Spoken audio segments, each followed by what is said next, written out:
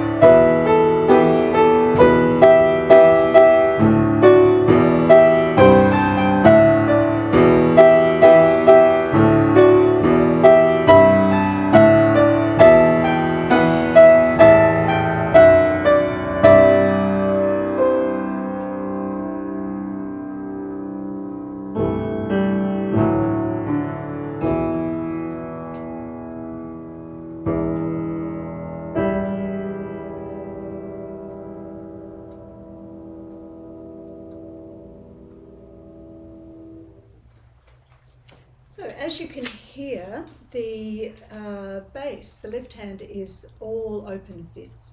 So that makes it quite straightforward for the student to learn and to play while they're concentrating on what the right hand's doing.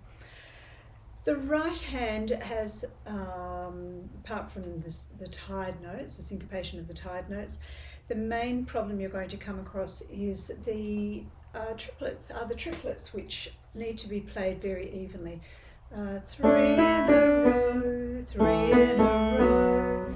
The tendency of students quite often is to play tick-a-tee-ta, tick-a-tee-ta, so they needed to be evened out. 3 in a row, 3 in a row, to keep them even. But really, apart from that, the only other problem I've ever found in teaching this is that as the music starts to build in volume and become more excited, the students tend to want to build their tempo along with it, so it often gets faster and faster.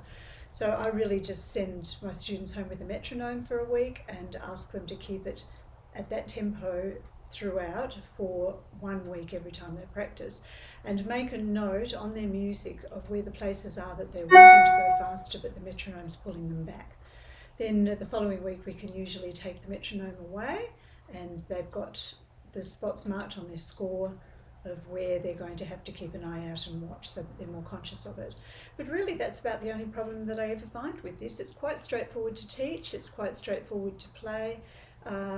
It's well loved by children, older age children and teens, and I hope your students enjoy it as much as mine do.